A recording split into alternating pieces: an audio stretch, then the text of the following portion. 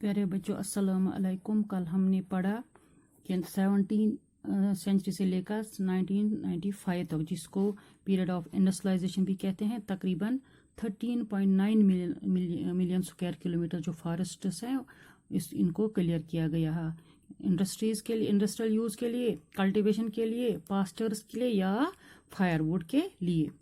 ये डिफॉरेस्टेशन की गई। पहले हम ये समझेंगे कि डिफॉरेस्टेशन क्या है। डिफॉरेस्टेशन का मतलब है जब फॉरेस्ट्स डिसअपेयर होते हैं। Disappearance of forests is referred to as deforestation, या ख़त्म हो रहे हैं, ख़त्म हो जाएंगे दरख्त या फॉरेस्ट, इसको हमको डिफॉरेस्टेशन बोलते हैं। या जंगलों के कटाव को, ये दरख्त कम करने को, हम ख़त्म करने को हम डिफॉरेस्टेशन कहते हैं। ये आज की प्रॉब्लम नहीं है, बल्कि ये सेंचुरीज से पहले शुरू हुई है, लेकिन कॉलोनियल गवर्नमेंट के तहत ये एक सिस्टमेटिक और एक्सटेंसिव लेवल पर हुआ है। अब हम कहेंगे कि इंडिया में डिफॉरेस्टेशन की वजूहात क्या है, causes of deforestation in India क्या है। अगर हम देखेंगे 16th सेंचुरी में अप्रॉक्सीमेटली 1/6 इंडियन लैंड मास जो था वो अंडर कल्टीवेशन था, लेकिन ये फिगर अब 1/2 है, अबाउट हाफ, नसफ तकरीबन है। जब पॉपुलेशन इंक्रीज हो गई तो इसके साथ जो फूड डिमांड भी अप हो गई। पीजेंट्स ने क्या किया, उन्होंने एक्सटेंड किया अपने बाउंड्रीज को, कल्टीवेशन बाउंड्रीज को, फॉरेस्ट को क्लियर किया, लैंड मास को ब्रेकअप किया, और इस तरह से ये फूड ग्रेन्स उसमें उगाए। लेकिन जो कॉलोनियल पीरियड में जो कल्टीवेशन है ये रैपिडली एक्सपेंड हो गई, जिसकी बहुत सारे रीजंस हैं। सबसे बड़ा रीज़न जो है, ब्रिटिश वालों ने डायरेक्टली इनकरेज किया लोगों को किसके लिए, प्रोडक्शन ऑफ कॉमर्शियल क्रॉप्स। ये पहला वजह, जैसे जूट है, शुगर है, वीट है एंड कॉटन।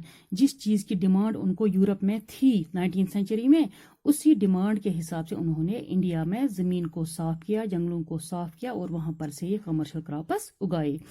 तो इसी तरह वहाँ यूरोप में जो पॉपुलेशन बढ़ गई अर्बन एरियाज में, उनके लिए फूड ग्रेन्स की ज़रूरत थी, तो इसके लिए भी उन्होंने, या इंडस्ट्रीज़ के लिए जो रॉ मटेरियल ज़रूरत थी, उसके लिए भी उन्होंने इस ज़मीन को क्लियर किया। इंडस्ट्रियल प्रोडक्शन के लिए उन्होंने जंगलों को साफ किया। सेकेंडली 19th सेंचुरी में कॉलोनियल स्टेट्स जो है वो ये सोच रहे कि जो फॉरेस्ट है ये अनप्रोडक्टिव है, इसको वाइल्डनेस कहते थे हमें।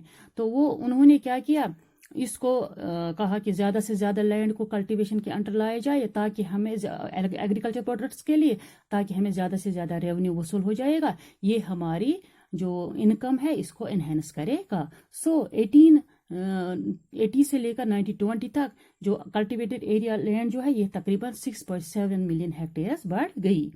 हम हमेशा से ये करें, जितना ज़्यादा हम कल्टीवेशन जो है ये एक्सपेंशन ऑफ जो ये कल्टीवेशन इस साइन होता है प्रोग्रेस का, बट ये हमें ये भी भूलना चाहिए कि जितनी लैंड पर हम कल्टीवेशन करेंगे, हमें उतने ही ज़्यादा फॉरेस्ट को भी क्लियर करना पड़ता है।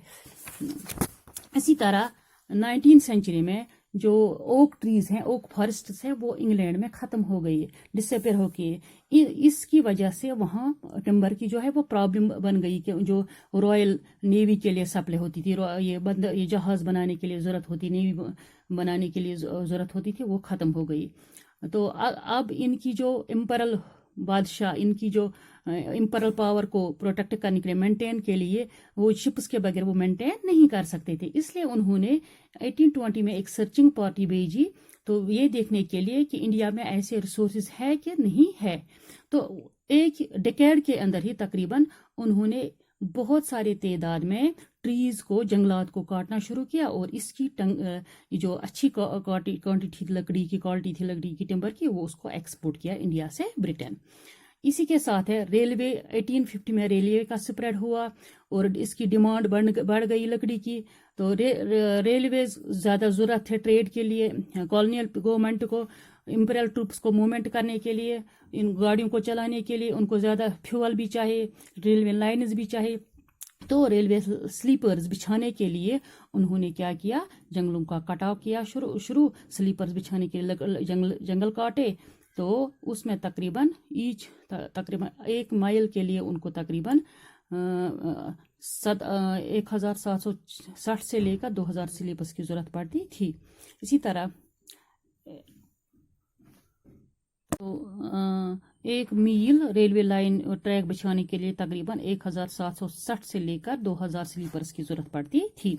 इसी तरह 1860 से लेकर जो रेलवेज का जाल एक्सपेंड हुआ, रैपिडली चेंज हुआ।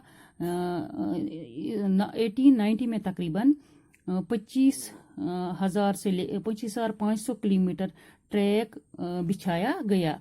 इसी तरह 1946 में इस लेंगथ जो ट्रैक्स की थी वो इंक्रीज हो गई तकरीबन 7,65,000 किलोमीटर। इसके अलावा जो रेलवे ट्रैक है इंडिया के ये स्प्रेड हुआ, रेलवे का जाल इंडिया में बिछा गया। इसके लिए बहुत सारी ट्रीज को गिराया गया, खत्म किया, बहुत सारे जंगलात को खत्म किया गया। इसी तरह अर्ली 1850 में सिर्फ मद्रास प्रेसिडेंसी में हुआ था। 1850 में मद्रास प्रेसिडेंसी में तकरीबन 35,000 ट्रीज को हर साल गिराया जाता था स्लीपर्स के लिए सिर्फ। तो ये जो गवर्नमेंट है, कॉलोनियल गवर्नमेंट है, उन्होंने कॉन्ट्रैक्ट्स दिया लोगों को, जो जितनी भी क्वांटिटी इनको जरूरत होती थी उसके लिए उन्होंने उनको कॉन्ट्रैक्ट वाली जमीन दी। वो जितनी मर्जी से ट्रीज काटते थे, इनडिस्क्रिमिनेटली वो ट्रीज को जंगलों का सफाया करते थे, ताकि जो फॉरेस्ट थे इसके इर्द जो फॉरेस्ट जो रेलवे लाइन है उसके इर्द तकरीबन सारे जंगलात जो हैं वो डिसअपियर होने शुरू हो गए। इसी के साथ बहुत सारी ज़मीन को उन्होंने, फॉरेस्ट लैंड को उन्होंने क्लियर किया, किसके लिए, प्लांटेशन के लिए, जो टी, कॉफ़ी एंड रबर उगाने के लिए, जिसकी ज़्यादा ज़रूरत थी यूरोप में इन चीज़ों की ज़रूरत थी। उस लिहाज से भी उन्होंने जंगलों का सफाया किया अंडर कॉलोनियल गवर्नमेंट। इसी तरह कॉलोनियल गवर्नमेंट ने जो जंगलों को लिया अपने हाथ में और फिर इनको बड़े बड़े एरियाज को यूरोपियन प्लांटर्स को दिया चीप रेट्स पर। इन एरियाज को क्लियर किया इन प्लांटेशन ओनर्स ने, जो इनके मालिक बन गए, और फॉरेस्ट को क्लियर किया और वहां पर उन्होंने टी और काफ़ी उगाई। इस तरह से डिफॉरेस्टेशन हिंदुस्तान में डिफॉरेस्टेशन हो गई, जंगल खत्म हो गए।